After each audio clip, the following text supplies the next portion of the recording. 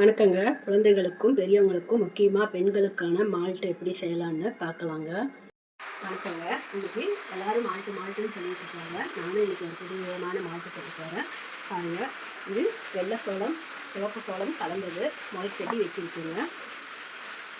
இது ராகி, இது மக்கானா தாமரை விதைன்னு சொல்லுவாங்க.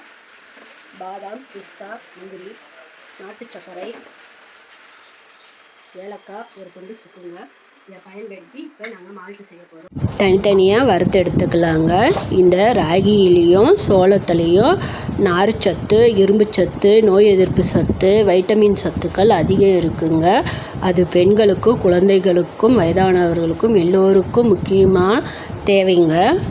மக்கானாவிலையும் அதிக வைட்டமின் சத்துக்கள் இருக்குங்க. முக்கியமாக பெண்களுக்கு தேவைப்படுற வைட்டமின் சத்துக்கள் அதிகங்க. பெண்கள் இதை அதிகம் சேர்த்துக்கணுங்க.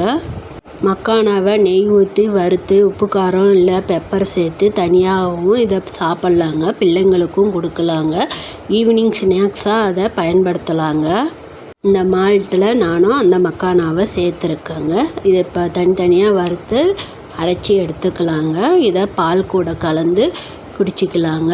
இல்லைன்னா நீங்கள் ஒரு கிளாஸ் தண்ணி எடுத்துக்கிட்டு அதை கொதிக்க வச்சு இந்த மால்ட்டை கொஞ்சம் சேர்த்தி கலக்கியும் டீக்கு பதிலாக தண்ணியாக அதை நாங்கள் குடிக்கலாங்க. பெரியவங்களாக இருக்கிறவங்க குடிச்சிட்டு வரலாம்.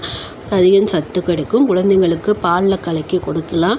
சின்ன குழந்தைங்களுக்கு இதை செர்லாக் பேரக்ஸ் மாதிரி கலக்கியும் கொடுக்கலாங்க. இதை நீங்களும் வீட்டில் செஞ்சு பார்த்து எப்படி இருக்குன்னு சொல்லுங்கள்.